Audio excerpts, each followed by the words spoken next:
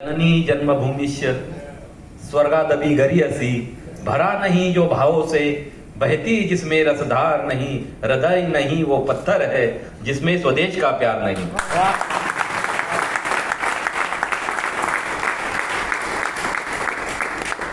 आदरणीय राणे सर, मंचावरील उपस्थित राजे साहेब, गांधी सर और इधर बैठे हुए मेरे तमाम लश्करी अधिकारी जो सबसे पहले में जो बैठे हैं, आप सभी को नमन प्रणाम। वीर माता, वीर नारी, वीर पिता, आप सभी को नमन करता हूं, उनको प्रणाम करता हूं। और जैसे कि मुझे राणे साहब ने एक हम कार्यक्रम में मिले थे और वहां पे बोला कि मैं आपको जब देखता हूं तो मुझे थोड़ी सी प्रेरणा मिलती है। बोला आपका कैसा हुआ एक वाकया? तो दूरदर्शन पे एक मुलाकात थी 15 अगस्त की, और वहां पे उन्होंने बोला, जब क्योंकि मैं पैर खोल के बैठा हुआ था, और वहां बोला उन्होंने कि मैं आपको नया वाला पैर देने वाला हूं, इलेक्ट्रॉनिक। उसके बाद मैं कुछ नहीं बोला। और क्या बोलते हैं कि सब जब जो भी बड़े बड़े जो नेता ये है वो बोलते हैं कि मैं ये करने वाला हूं, लेकिन उसके बाद मैं कुछ बोला नहीं। उन्होंने शिंदे सर को बोला, शिंदे सर ने मेरा पीछा किया और आज मुझे इस जगह पे बिठाया है कि मैं आपको इलेक्ट्रॉनिक पैर देके मैं छोड़ूंगा। मतलब जो दिया हुआ शब्द जो है, शब्द का मतलब शब्द को कैसा देता है, बोला मर जाए पर वचन ना जाए, प्राण जाए पर वचन ना जाए, ऐसा मुझे उन्होंने वचन दिया था कि मैं आपको पैर दे रहा हूं। आज यहाँ पे मैं उनके सामने जो बैठा हूं, मैं कमांडो मधुसूदन सुर्वे, शौर्य चक्र, आज आपके सामने जो खड़ा हूं, 11 गोलियां खा के जो खड़ा हूं। और उसकी छोटी सी मैं कहानी बताता हूं। मैंने जो ट्रेनिंग करी थी मराठा लाइट इन्फेंट्री में करी थी, उसके बाद मैं चला गया वॉलेंटियर होके प्यारा स्पेशल फोर्सेस के लिए। और प्यारा स्पेशल फोर्सेस का जो अधिकारीगण है उनको मालूम है, शायद आपको भी मालूम होगा कि स्पेशल फोर्स क्या करती है। इंडियन आर्मी की जो स्पेशल फोर्सेस है वो कैसे टास्क पूरा करती है। और मुझे मेरा ये सौभाग्य है कि मैं देश के ऐसे ऐसे ऑपरेशंस में मैंने हिस्सा लिया है। ऑपरेशन राइनो जो असम में मैंने लिया, ऑपरेशन ऑर्चिड नागालैंड में किया, ऑपरेशन पराक्रम जम्मू एंड कश्मीर में किया, ऑपरेशन कारगिल जो जम्मू एंड कश्मीर में किया, ऑपरेशन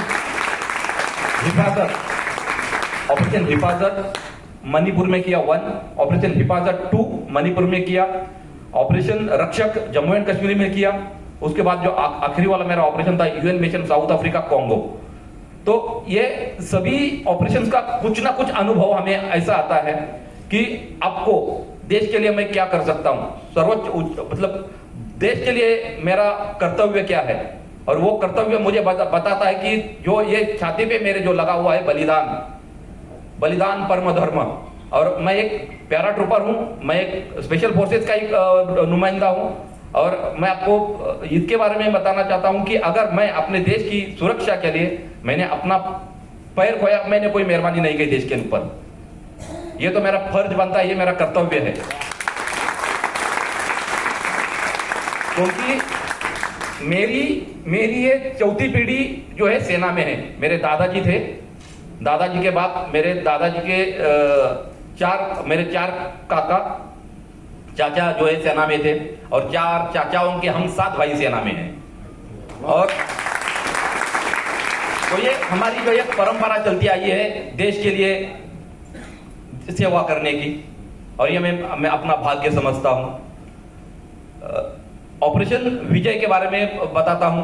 ऑपरेशन विजय जो कारगिल के नाम से जाना जाता था, और कुछ ऐसी गतिविधियां वहां पे पाई गई कि ऑपरेशन में हमें, क्योंकि हमारी सेना जो थी लोअर डाउन में थी और पाकिस्तानी सेना ऊपर बैठी हुई थी। सेना का जो नेतृत्व उस टाइम पे जो मेरे कमांडिंग ऑफिसर थे आईजे राष्ट्रों कीर्ति चक्र, उनको आदेश मिला।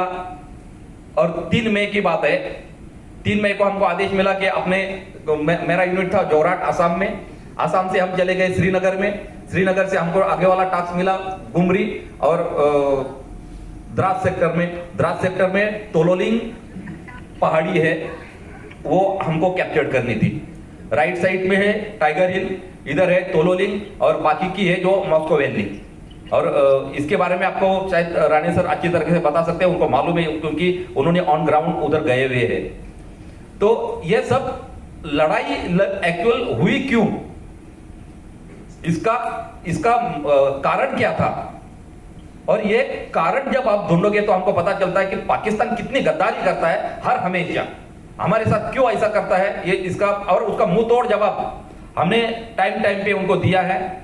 अभी बहुत ही जल्दी 16 तारीख आने वाले, 16 दिसंबर, जहां जिस दिन हमने उनको 96,000 सैनिकों को घुटने पे पिटाया था, लेकिन वो भूला नहीं इन चीजों को, कुछ ना कुछ उसकी हरकतें करते रहता है और हमें उस्काते रहता है।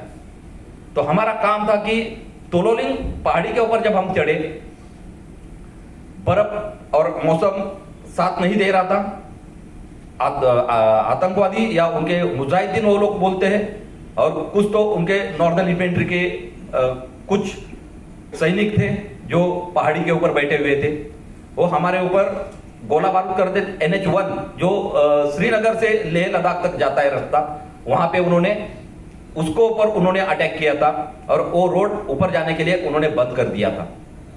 तो जैसे ही कोई भी कॉन्वॉय जब श्रीनगर से लेह तक जाती थी, उनके ऊपर वो अटैक करते थे और ऊपर वाला जो रसद जो ऊपर पहुंचती है वो पूरी बंद कर देते थे। इसमें हमारा टास्क था कि तोलोलिंग के ऊपर हम द्रास सेक्टर में नीचे पहुंचे, कुछ 4-5 दिन का हमको टाइम मिला क्लाइमेट चेंज करने के लिए, हम वहां से क्लाइमेट चेंज किया। उसके बाद जिस एक रात की समय 5-6 बजे थे, ऊपर से बमबारी आई और हमारा जहां पे हमने रुके हुए थे, हमारे टेंट के ऊपर उनका बॉम्ब गिरा और हमारे 4 जवान वहां पे वीरगति को प्राप्त हुए। तो फिर वहां से शुरुआत हुई कि बोला, इसके बाद हम चले गए कमांडिंग ऑफिसर के पास और उनको बोला, सर हमको अंदर घुसने के ऑर्डर दे दो आप। तो कमांडिंग सर ने बोला कि मुझे ऑर्डर लेनी पड़ेगी, क्योंकि उस टाइम पे वो वाला सिस्टम नहीं था कि अभी जैसा जो मोदी साहब ने जो दिया हुआ है कि आपको परमिशन की जरूरत नहीं है, जिधर मिला उधर ठोक दो।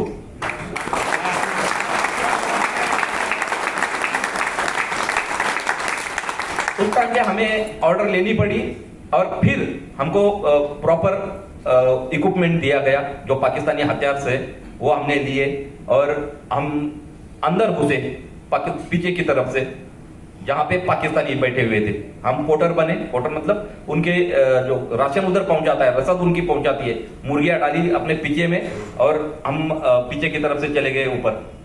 और ऊपर से हम नीचे से आवाज देते थे, एक कोड वर्ड है उनका, वो आवाज देके मैंने उनको नीचे बुलाते थे, बोलते थे कि बोला आ जाओ, आपके लिए हमने मुर्गी लेके आए हैं। वो जैसे जैसे आते थे हम उनको उधर ही काटते थे और मुर्गी बनाते थे। एक्चुअली में हमने अंदर घुसे नहीं थे, हम कारगिल में उनके अंदर घुसे नहीं थे, क्योंकि वो हमारा ही इलाका था, हमारा एरिया था। कौन बोलता है बोला ये हम वहां पे हम घुसे थे, क्योंकि हमको ऑर्डर ये थे कि आप उनके अंदर घुस नहीं सकते, अब आप किसी भी बॉर्डर को बाउंड्री को पार नहीं कर सकते। लेकिन हमने बाउंड्री पार नहीं करी थी, हम हमारे इलाके में गए थे और हमारे इलाके से हम अंदर घुसे थे, अंदर आए थे, घुसे थे बोले थे मतलब अंदर, उधर से हम ऊपर चढ़ के हम ऊपर चढ़ रहे थे और इधर से हमारी आर्टिलरी बमबारी कर रही थी।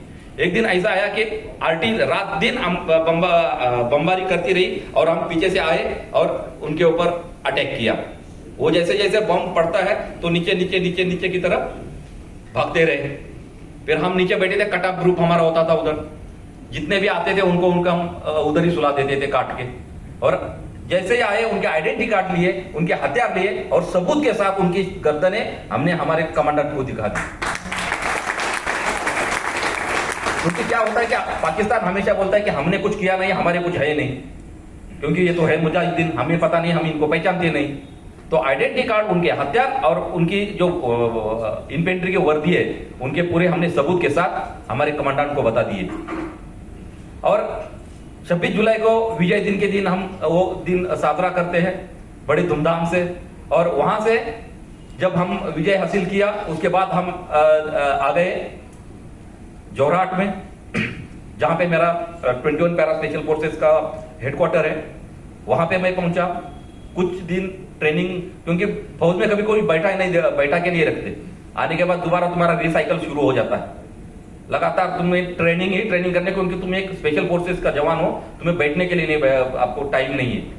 क्योंकि अगर आपको सोना है तो जंगल में जाओ, आराम से सो लो, लेकिन लाइन में सोओगे तो कुछ खतरा हो जाएगा।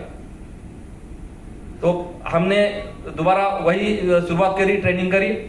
कुछ दिन के बाद ऑपरेशन शुरू हो गए और फिर ऑपरेशन में चले गए।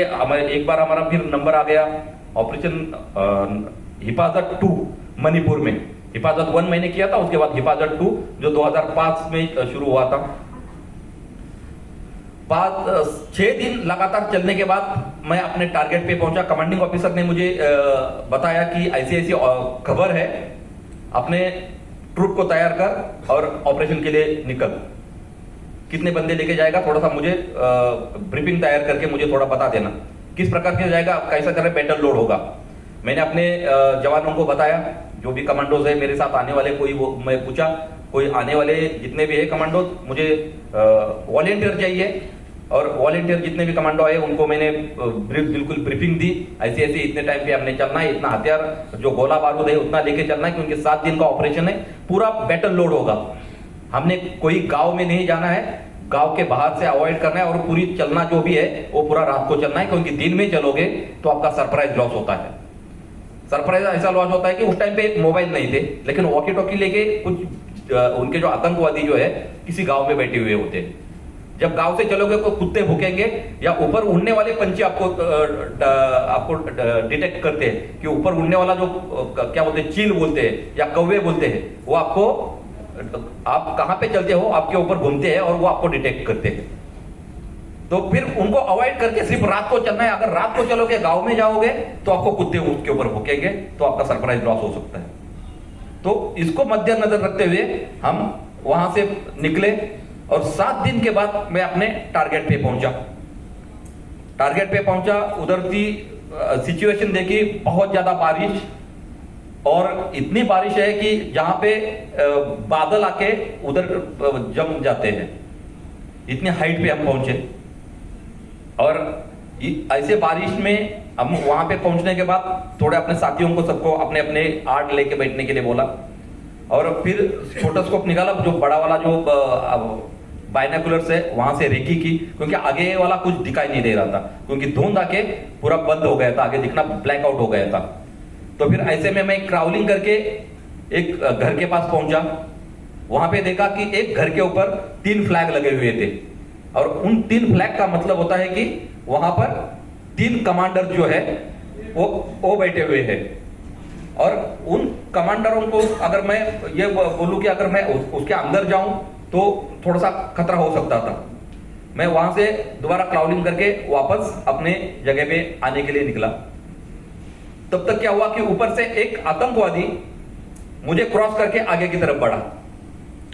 उसने मुझे देखा नहीं, बारिश हो रही थी, उसने रेनकोट पहना हुआ है और पूरा पंचू लगा के वो आगे की तरफ चल रहा है। वो मुझे क्रॉस करके आगे की तरफ चला गया। लेकिन क्या हुआ था कि जब आप घास में चलोगे तो घास आपको रास्ता बनाती है, तो वो रास्ता बन गया था उस टाइम पे उसने, क्योंकि मैं क्राउलिंग करके आया था। जब सांप भी निकलता है ना किसी घास में, तो आपको पता चल जाता है कि किस प्रकार का वो रास्ता बनाता है। ऐसा ही जब मैं आया था तो उस टाइम पे उधर वो घास का रास्ता बन गया। तो वो जब मुझे क्रॉस करके गया तो मेरे दिमाग में एक बात आ गई कि अगर इसने मुझे देखा कि इधर से एक नया रास्ता कहां से बन गया, तो हो सकता है कि शायद ये पीछे की तरफ मुड़ के मेरे ऊपर फायर करे। तो जैसे उसने मुझे क्रॉस किया, मैंने दोबारा यू टर्न किया और उसके पीछे गया, उसका गर्दन दबाए और कुकरी निकाल के उसको काट दिया और उधर ही उसको साइलेंट कर दिया। इसको बोलते हैं सेंट्री साइलेंट। उसको जब तक वो तड़पता रहा, कमर पे लगाया उसको घुटना और गर्दन ऊपर, क्योंकि जब गला कटता है ना तो उससे आवाज नहीं आती, सिर्फ हवा आती है, आवाज नहीं आई। जब तक वो तड़पता रहा उसको, जब तक उसने अपना पूरी जान नहीं छोड़ी। उसके बाद इधर की गर्दन काट दी, उसकी नस पूरा खून से निकल गई। बारिश हो रही है ऊपर से और उसकी वजह से उसको कोई आवाज नहीं आई।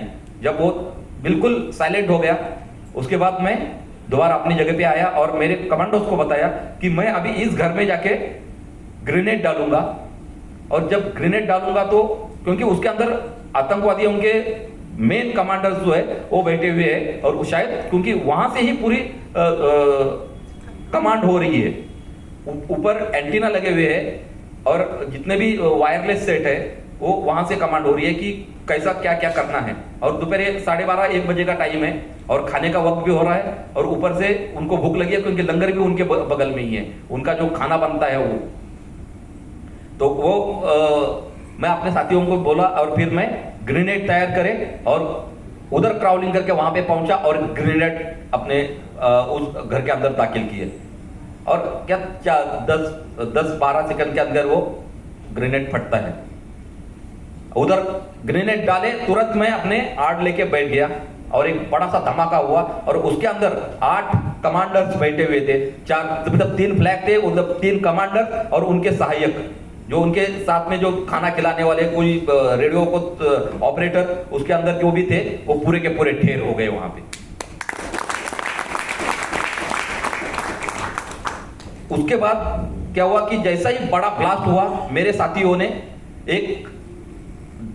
सभी ने एक ब्रस्ट किया उस घर के ऊपर कि अगर घर से कोई जिंदा हो तो बाहर निकलेगा, और जैसे ही अगर बाहर निकलेगा तो अगर मारना है तो दरवाजा के ऊपर पूरे सभी ने एम लेके बैठे थे। जैसे ही बाहर से मतलब अंदर से कोई बाहर निकलेगा तो उसके ऊपर फायर करेंगे। लेकिन ऐसा हुआ था कि जब भी अंदर जो पड़े, क्योंकि खाने का टाइम था, एक कट्टे बैठे हुए थे वो सब, और सबके सब वो ढेर हो गए थे। और उसके बाद 1 मिनट का जो फायर हुआ, उसके बाद पिन ड्रॉप साइलेंट, पूरी एरिया में आवाज घूम रहा था चारों तरफ, क्योंकि ऊंची ऊंची पहाड़ियां है और आवाज घूमता रहा। तो आतंकवादियों को यह लगा कि ये कुछ हमारे अंदर कुछ थोड़ा ब्लास्ट हुआ है और कुछ ना कुछ हुआ है, इसलिए वो इतना बड़ा धमाका हुआ, कोई एम्युनिशन में कोई ऐसा ब्लास्ट हुआ है। तो वो देखने के लिए एक आतंकवादी जो बाहर बैठे हुए थे वो आने लगे। जब आने लगे तब तक मेरे जितने भी साथी थे पूरे आर्ड लेके बैठे हुए थे जमीन के अंदर, मतलब अंडर ग्रोथ है, कमर इतनी घास है, और वहां पे जब आते रहे और एक कमांडो जो है मेरा हेडशॉट ले रहा था सबको। और ऐसे में हमने टोटल 37 मिलिटेंट किल करे थे। जो मेरे साथी जो थे और मेरे नाम पे जो थे वो, ये अंदर वाले 8 जो कमांडर थे वो हमारे नाम पे लिखे गए। और जैसे ही जो आता रहा उनको एक को मारते रहे, सारी रात ये कहानी चलती रही। लेकिन क्या हुआ कि दुर्दैव ऐसा हुआ कि मेरे एक साथी को गोली लगी, क्योंकि ब्लैकआउट हुआ तो उसको पता नहीं चला। वो इधर उधर घूमते घूमते वो जो आतंकवादी का जो एक बैठा हुआ था आर्ड लेके, घात लगा के बैठा था, उसके पास पहुंचा तो उसने उसको गोली मारी, उसको एडी में गोली लगी, टाच में, और वो वहां पे गिरा। उसने बोला सर मुझे गोली लगी है और मैं गिरा हूं यहाँ पे। तो मैं बोला कि क्योंकि ब्लैकआउट था पूरा, मुझे पता नहीं चला एक्चुअली तुम्हारी साइड कहां पे थी। तो मैं उसको बोला कि तू एक ब्रस्ट कर ले, ब्रस्ट मतलब ऑटोमेटिक फायर कर, डबल टैप, टक टक की आवाज कर, ताकि मुझे अंदाजा हो जाएगा कि तू इस जगह पे बैठा हुआ है, इधर गिरा हुआ है। तो फिर उसने मुझे एक इशारा दिया और मैं वहां पे पहुंचा और उसको उठा के वापस लेके आ रहा था। तो उस आतंकवादी को मालूम था कि इसको उठाने के लिए कोई ना कोई आएगा। उसने जब मैं उठाने तक उसने कुछ नहीं किया, और जैसे ही उठाया मैंने उसको कंधे पे, मतलब उसका हाथ मेरे कंधे पे लिया और चलने के लिए शुरू हुआ, तब तक उसने ब्रस्ट किया, एक ऑटोमेटिक फायर किया। और उस ब्रस्ट में एक AK-47 में 30 गोलियां आती है, 30 गोलियां आती है, और जब ऑटोमेटिक पे करोगे तो 1 मिनट में पूरा निकल भी जाती है, आपको पता नहीं चलेगी, इतनी जोर से ब्लास्ट निकलता है। तो लेकिन वो जैसी मैं उधर पे पहुंचा तो उस गोली से उसने 7 गोलियां मेरे दाएं पैर में लगी, लेफ्ट पैर में, और पूरी हड्डी निकाल के लेके गई, कुछ नहीं बचा उसमें, सिर्फ मांस वास बच गया। और मैं तुरंत जमीन पे आ गया, मतलब घुटने के बल नीचे टिक गए, पता नहीं चला, क्योंकि ऐसा लगा कि एक चींटी ने काटा है कुछ, और ये पूरा पैर गायब। जमीन पे लेटा, तब तक उसको मालूम चला कि बोला इसके कंधे से ये उसका साथी गिर गया और इसको अभी ये शायद मर गया होगा, इसको गोली लगी है। फिर दोबारा वो खड़ा हुआ और उसने सेकंड ब्रेथ निकाला। सिर्फ 2 मिनट की बात है, 2 मिनट के अंदर ये सब कुछ हुआ। दोबारा खड़ा हुआ, उसने सेकंड ब्रेथ निकाला, मेरे राइट पैर में 2 गोलियां लगी, हड्डी पूरी टूटी और कमर में आके मिली और मैं घुटने के बल हो गया। अभी उसको पता चला कि अभी ये मर गया होगा। दोबारा वो खड़ा हुआ और अभी आ गया 10 फुट के ऊपर, आंखों में आंखें डाल दिया मेरे और उसने मेरे ऊपर ब्रश किया, पेट में 2 गोलियां लगी और मैंने लुढ़कते साइड में हो गया। क्योंकि जब जमीन पे आप मिलोगे ना तो जमीन में गोली नहीं लगती, जमीन पकड़ोगे तो ऊपर से जब भी गोली मारोगे आप करवट बदलते रहोगे तो गोली नहीं लगेगी इसमें। तो उसने और एक ब्रश निकाला, मेरे 2 गोलियां पेट में लगी, आंतड़ियां बाहर, तब भी वो चुप नहीं बैठा। अभी आ गया 5 फुट के ऊपर, आंखें में आंखें डाल रहा है, वो देख रहा है मुझे, मेरी जीवन संगिनी जो मेरा हथियार है वो मेरे हाथ से ही गिर गया नीचे राइट साइड में। वो मेरे ऊपर आ गया, देख रहा है वो, और उसने एम लेके अभी बोला मेरा कुछ शायद हेड शूट करता हो। मैंने जैसे ही हाथ, बोलते ना कि जागोरा का साई या मार सके ना कोई, जो ऊपर वाली माँ जो है ना, शेरा वाली माँ, उसका नाम लिया, हाथ जहां पे डाला उधर उन्होंने मेरा हथियार दे दिया और मैंने जैसा था वैसा उसके ऊपर तान दिया।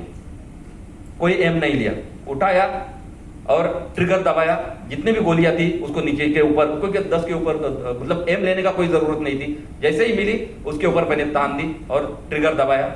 और जब बंदूक चलती है ना तो ऐसी जब नीचे की तरफ भी मारोगे ना तो ऐसा ऊपर की तरफ होती है वो। जब आपको जब मारना होगा तो आप साइड लेके आप जब मारोगे तो आपको बंदूक उसी टाइम पे मिलती है, लेकिन सिंगल हाथ से मारोगे तो जमीन पे मारोगे तभी वो ऊपर चली जाएगी। और मैंने उसके ऊपर जो तानी, उसको ट्रिगर दबाया, नीचे से ऊपर तक उसको पूरा फट गया वो, ऐसा पूरा ऊपर की तरफ। वो गिर के उधर से गिर के 5 फुट के ऊपर था, गिर के वो मेरे पास ही आया, उसको हेड शूट किया। फिर मैंने अपने कमांडेंट को बताया, कमांडर मतलब सीओ साहब को बताया मैंने कि सर मुझे गोली लगी है, साथ में मेरे साथी को भी गोली लगी है, दूसरे कमांडो को गोली लगी है।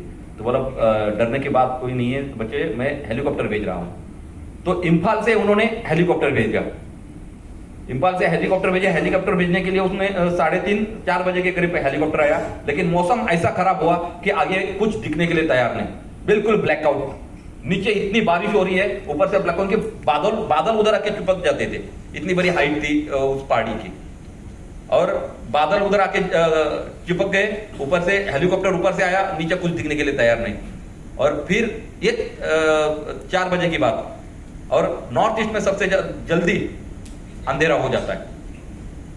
5-6 बजे के बाद आपको कुछ दिखाई नहीं देगा आगे, इतना बिल्कुल ब्लैकआउट हो जाएगा। और हम तो इतने बड़ी ऊंची पहाड़ी पे थे और ऊपर से बारिश हो रही है। और उसने जब मुझे बारिश में जब हेलीकॉप्टर ने आया और उसने बोला कि सर हम इनको नीचे की तरफ डाउन नहीं कर सकते, आप उनको सेफ जगह पे लेके आ जाओ, क्योंकि हमें पता नहीं लग रहा है कि एक्चुअल आपकी साइड कहाँ पे है। तो फिर हेलीकॉप्टर वहां से, हेलीकॉप्टर के ऊपर आतंकवादियों ने फिर फायर किया। जैसे वो टक टक टक मतलब आवाज आने लगी तो बाहर जितने भी आतंकवादी बैठे हुए थे उन्होंने हेलीकॉप्टर के ऊपर फायर किया। हेलीकॉप्टर के जो कमांडर अंदर बैठे हुए थे उन्होंने बोला सर हम इतनी रिस्क नहीं ले सकते, फिर इनको सुबह तक बचा के रखो, हम सुबह आ जाएंगे और इनको ले जाएंगे। सुबह 7 बजे तक वो आना था उन्होंने, क्योंकि फर्स्ट लाइट होती है, उजाला बहुत जल्दी होता है उधर, 5 बजे उजाला होना शुरू हो जाता है। और 7 बजे तो बिल्कुल आप इधर के 10 बजते वहां पे 7 बजने वाला वैसा वाला माहौल बन जाता है, पूरा सूरज ऊपर तक आ जाता है। तो ये हेलीकॉप्टर वहां से निकल गया शाम के 7 बजे। फिर ब्लडिंग इतनी हो गई कि मतलब दर्द ज्यादा होने लगा, और ब्लडिंग होते होते फिर ऐसा लगा कि आवाज कानों में गूंजने लगी, कुछ तो हो रहा है शरीर में। जब फिर मेरे साथी ने एक सेफ जगह पे लेके गए, एक खून मतलब नाले में लेके गया, और नाले में जो बहता हुआ एक पेड़ जो टूटा हुआ होता है और किसी आके में पत्थर को आके वो चिपक जाता है और वो ठहर जाता है वहां पे। मुझे वहां पे वो लेके गए, मेरे बदन के पूरे कपड़े निकाले, चेक किया कहाँ क्या हुआ है, पूरी आंतड़ियाँ पूरी बाहर निकली हुई थी। वो पूरा जो मैगजीन लगा के रखा था पेट के पास से इधर, वो पूरा निकाल दिया, सेफ जगह पे मतलब नाले में लेके गए। और फिर मुझे बोला कि आपने अभी सोना नहीं है, सोओगे तो खोओगे। फिर उसने क्या किया, फिर राइट वाला पैर था वो पूरा जब मतलब पीछे की तरफ कमर को मुड़ गया था पीछे की तरफ, उधर की लकड़ी काटी, मेरे जूते की लेस निकाली और वो पैर को मेरे को सीधा किया बिल्कुल और बांध दिया। लेफ्ट पैर में सिर्फ मांस बचा हुआ था, उसकी पेंड्री के नीचे वाला पूरा हिस्सा वैसा कि वैसा था, सिर्फ पेंड्री और घुटने के थोड़ा सा नीचे ये पूरा हिस्सा गोलियां लेके गई थी, कुछ नहीं बचा था उसमें। तो सिर्फ मांस सिर्फ बचा हुआ था, हड्डी पूरी निकाल के लेके गई गोलियां। और ऐसे में एक था कि ब्लडिंग नहीं रुक रही थी, उसको बांध नहीं सकते थे क्योंकि जब भी बांधोगे तो ये मांस आड़ा आ जाता था और जो कंपाउंड फ्रैक्चर हो गया था उसमें, पूरी मतलब हड्डी का चूरा चूरा हो गया था। तो वो निकल, फिर मेरे साथी को मैंने बोला कि इसको काट और फिर उसको बांध दे ताकि कम से कम जान तो बच जाए, क्योंकि अगर ब्लड लगातार बहते रहेगा और बांधने के लिए इतना तकलीफ हो रहा है तो हर 15-20 मिनट के बाद वो मुझे मॉर्फिन का इंजेक्शन देता था कि तकलीफ थोड़ी सी कम हो जाए। और ऐसे में वो जब पूरे दर्द मतलब इतना सहने की ये हो गई थी कि बोला सहते रहो, मुंह से आवाज निकालोगे तो शायद बाहर से कोई अगर सुनेगा आपको तो वो जोर से नहीं चिल्ला सकते, क्योंकि मेरे ऊपर मेरे साथियों की जवाबदारी मेरे ऊपर थी, जिम्मेवारी मेरे ऊपर थी कि अगर मैं ही रो पड़ूंगा तो लड़ने वाले वो बोलेंगे सर हमारा कमांडर ही नीचे गिरा हुआ है तो हम क्या करेंगे। तो फिर उससे ये सीखा कि लीडरशिप क्या होती है। उस टाइम पे हमको पता चली, बोला लीडरशिप क्या, ऑफिसर क्या होता है, क्योंकि उसके अंदर वो होता है, वो मादा है ना, वो दिखाता है कि मैं कमांड करता हूं, किस लिए कमांड करता हूं, कैसी कमांड करता हूं। इतना होने के बाद अगर मेरे ऊपर, अगर मेरे बच्चों, क्योंकि वो मेरे बच्चे, उनको उनकी सबकी जिम्मेवारी मेरी है, जैसा मैं इनको लेके आया हूं वैसा ही उनको सही सलामत मेरे कैंप तक मैंने पहुंचाना है।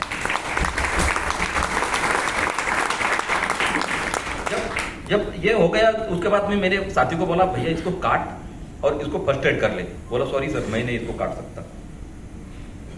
तो जिस कुकरी से मैंने आतंकवादी का सिर काटा था, जो मेरी कुकरी थी, कमांडो टाइगर बोलते हैं उसको, उससे ही मैंने मेरा पैर घुटने से अलग कर दिया और फिर उसको बोला बांध। फिर उन्होंने बांधा उसको और ब्लडिंग रुकी, ब्लडिंग इधर से रुकी, लेकिन क्या हुआ जैसे जैसे साथ लेता हूं तो आंतड़ियां बाहर निकलने लगी, क्योंकि एक जगह ठीक हो रही है तो दूसरी जगह कोई पड़ रहा है, क्योंकि और मांस में क्या होता है, थोड़ी सी भी जगह अगर निकल गए ना तो जैसा जितना श्वास लोगे उतना वो फटते रहेगा। और आंतड़ियों को क्या हुआ, थोड़ा सा जगह मिल गई, वो बाहर की तरफ आना शुरू कर दिया। और जो बुलेट थी वो पेट में ही रही, बुलेट पेट में रही, वो ऊपर की तरफ चढ़ती रही, पूरा बुलेट था वो, जैसा जैसा सांस ले रहा हूं वो ऊपर की तरफ चढ़ रही है और ऐसे ही वो पीठ की तरफ से ऊपर की तरफ आने लगे। और मुझे महसूस होने लगा कि अंदर कुछ दौड़ रहा है, कुछ हो रहा है अंदर।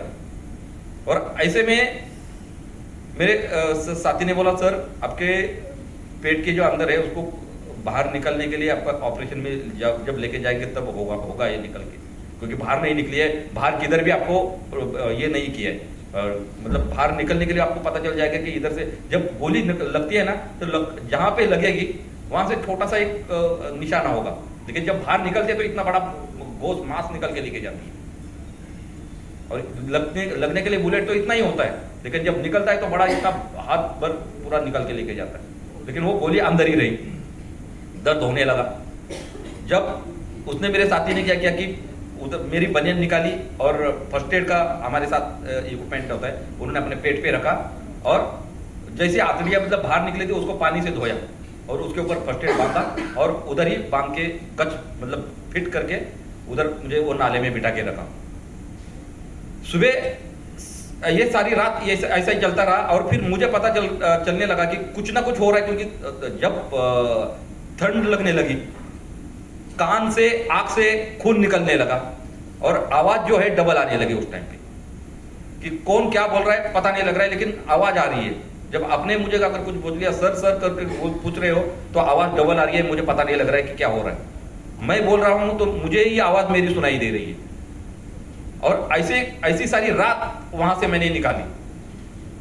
अगली सुबह 7 बजे हेलीकॉप्टर आया और वहां से मुझे लेके इम्फाल में लेके गए। इम्फाल में मेरे कमांडिंग ऑफिसर वहां ही खड़े थे, और क्योंकि वो रात भर रेडियो सेट के ऊपर, जो रेडियो आपका वॉकी टॉकी रेडियो सेट है, वहां पे वो हमारे से बिल्कुल संपर्क में थे, और वो सारी रात वो भी सोए नहीं। वो लगातार पूरा संभाषण सुन रहे थे, हम जो भी बोल रहे थे, किसको किसने कहाँ पे जाना है, और कमांड वहां से चल रही थी। लेकिन मेरे बच्चों ने मेरा साथ नहीं छोड़ा और पूरी रात लड़ते रहे, और उस रात हमने 37 मिलिटेंट किल करे। सुबह 7 बजे जब मैं इम्फाल में पहुंचा, इम्फाल में पहुंचने के साथ मेरे सीओ साहब उधर खड़े थे। सीओ साहब ने मेरा नाम भी पूछा, बोला तुझे पता है, तू बोल सकता है, घर में बात करेगा? बोला जी सर। अभी घर में बात करने के उन्होंने तुरंत घर में नंबर लगाया, और उस टाइम पे मेरे घर में फोन नहीं था, एसटीडी पे आना पड़ता था। एसटीडी वाले को बताया सर 95 की बात बता रहा हूँ, क्योंकि उस टाइम पे मोबाइल का आविष्कार हुआ था, पेजर चलते थे। तो साइड वाले को बता दिया कि घर में कि उनको बोल देना कि 5 मिनट के बाद दोबारा फोन आएगा, आपसे बात करनी है। तो फिर मेरी वाइफ वहां पे आई और मैंने दोबारा फोन लगाया, और उनको मैंने वाइफ को अपने बताया कि मुझे फुटबॉल खेलते समय थोड़ा सा चोट आई है, अगले 5-10 दिन के लिए मैं आपको फोन नहीं करूंगा या तो लेटर नहीं लिखूंगा, क्योंकि मैं शायद एडमिट हो जाऊंगा। तो इतना बोल दिया, तुरंत मैंने फोन कट कर दिया और मुझे ओटी में लेके गए। ओटी में लेके गए, लेकिन जैसे ही अंदर ओटी में जाने से पहले आर्मी में एक रूल है कि जब भी आप हॉस्पिटल में एडमिट होते हो ना, उस टाइम पे तुरंत उन्होंने 3 टेलीग्राम बनाए। टेलीग्राम भेजे घर के लिए कि एक एब्डोमिनल में गोली है, दूसरा लेफ्ट पैर में एम्प्यूट है, और तीसरा राइट पैर में भी गोली है, गन शॉट वुंड हुआ है। और ये भेजा घर के लिए 3 रवाना कर दिए टेलीग्राम। अगले दिन टेलीग्राम मिले, और मुझे वहां से जैसे ही मेरे पेट की गोलियां निकाली, और तुरंत मुझे 151 बेस हॉस्पिटल गुवाहाटी के लिए भेज दिया गया। गुवाहाटी के लिए जब भेजा तो गुवाहाटी में भी वही जैसे ही उधर खड़े होता हूँ, तुरंत वहां के कमांडेंट थे ब्रिगेडियर रामचंद्र, वो उधर खड़े थे। उन्होंने पूछा, हाँ बच्चे तेरे को तो बात कर सकता है, अभी मुझे बता सकता है कैसे कैसा हकीकत हुई? साहब मैं उनको बोला, साहब मुझे सुनाई कुछ नहीं दे रहा है, मैं बोल रहा हूँ, मुझे ही सिर्फ पता चल रहा है कि मैं क्या कर रहा हूँ, क्योंकि आवाज और शरीर ने जवाब देना शुरू कर दिया था। तो बोले फिर मुझे तुरंत ओटी में लेके गए, और दोबारा गुवाहाटी ने क्या किया, दोबारा 3 टेलीग्राम बनाए और घर के लिए रवाना कर दिए। और मैं ओटी में चला गया। उसके बाद मैं बेहोश था, कम से कम 7 दिन तक मैं कोमा में रहा। मुझे पता नहीं चला कि हुआ क्या है, रात दिन का कुछ मतलब वो मेरे जिंदगी के वो तो ब्लैक डे थे, मुझे पता नहीं, वो माइनस हो गया था सब कुछ, पता नहीं। घर वाले आए थे 5वें दिन, और कोई किसी को मतलब मैंने देखा नहीं उनको। तो फिर वहां से क्या किया कि मेरे पेट की गोलियां निकाली और आतड़ियां जो थे आर्टिफिशियल कर दी। लेफ्ट पैर में जो गोली लगी थी उसको एम्प्यूट करके बिल्कुल जितना बचाने की कोशिश करी डॉक्टर साहब ने, और मुझे बचाया। और राइट पैर में हड्डी जो मेरी कंपाउंड फ्रैक्चर हुआ था, वो पूरी घुटने से और नीचे वाली टाच के तक वो जो हड्डी है पूरा रॉड डाल के उसको सीधा किया, और मांस निकाल के इसका उसको लगा के उसको आज मैं आपके सामने खड़ा हूं। ये जो हुआ, और ये जब खबर डॉक्टर एपीजे अब्दुल कलाम साहब को जब मिली, और उस टाइम पे आर्मी के जनरल थे जनरल जे सिंह साहब, वो मुझे मिलने के लिए गुवाहाटी आए थे, और उन्होंने बोला था कि बच्चे तूने अपना काम कर दिया है, और मुझे बहुत बड़ा मेरा हौसला अफजाई करी उन्होंने।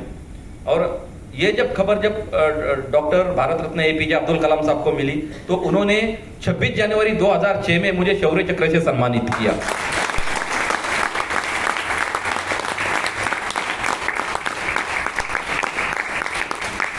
सम्मान जो होता है बहुत बड़ी एक उपलब्धि है उसके लिए, क्योंकि ऐसे व्यक्ति के हाथ से जिन्होंने भारत को आज इतने ऊंचाई पे पहुंचाया है। सम्मान सेरेमनी हो गई, उसके बाद हम चलने लगे। मेरे पीछे से एक व्यक्ति आई, उन्होंने मेरे कंधे पे हाथ रखा, और क्योंकि उस टाइम पे मेरे हाथ में क्रेचेस थे, कुबड़ी क्या क्रेचेस ही क्रेचेस थे, तो मैं चल रहा था। पीछे से आए और मेरे कंधे पे हाथ रखा, और फिर मुड़ के उन्होंने टर्न किया, और एपीजे अब्दुल कलाम साहब थे। एक प्रोटोकॉल होता है। उन्होंने पूछा कि आप मेरे साथ डिनर करोगे? तब वो वाली कहानी ऐसी थी कि क्या बोलूं, आंख से पानी, मुंह बंद, शरीर कांपने लगा। क्या जब मतलब मुझे सुनाई कुछ नहीं दिया, ऐसा लगा कि मैं बिल्कुल स्तब्ध खड़ा हो गया वहां पे, बिल्कुल पॉइंट हो गया मेरा। कुछ नहीं, मतलब क्या बोलने का जवाब क्या बोलूं, हाँ यस नो या कुछ भी नहीं, मैं बिल्कुल देखता ही रहा, और यस इतना बोला, और चलो मिलते हैं बोला शाम को। वो फिर आगे की तरफ मतलब हमारे साथ चलते रहे, बात करते रहे। मेरे जिंदगी में जो मतलब बोलते रहे, मुझे जीने का हौसला उन्हीं से मिला कि मुझे मालूम है कि मेरा ईश्वर जो है, मेरा परमेश्वर है, मेरे साथ 2 कदम चला हुआ है, और इसके बाद मुझे पीछे देखने की जरूरत नहीं है, क्योंकि अभी पूरी जो जब मैं उधर से उधर तक चला, तब तक उन्होंने हमारा साथ नहीं छोड़ा। जब उन्होंने साथ नहीं छोड़ा, तो ये मेरी भारत की जनता मेरा साथ छोड़ेगी क्या? उस लेवल का जब इंसान जो है हमारा साथ नहीं छोड़ता, तो आज मुझे गर्व है मेरे भारत के ऊपर, मुझे गर्व है मेरे देश के ऊपर, मेरे गर्व है मुझे अपने नागरिकों के ऊपर। क्योंकि लड़ाई सभी के बस की बात नहीं लड़ना, लेकिन हर आदमी का कर्तव्य बनता है। जिस वास्तु के नीचे हम बैठे हुए हैं ना, वो भी 24 घंटे में एक बार तथास्तु बोलती है, और उस तथास्तु में बहुत बड़ी एक कहानी है। अगर मेरे दिल में मेरे देश को बचाने की अगर मैं प्रेरणा करूं भगवान से, तो वो प्रेरणा पूरी होती है। और ऐसी भावनाएं अगर हम अपने दिल में रखेंगे, तभी मेरा देश आज विश्वगुरु बनेगा।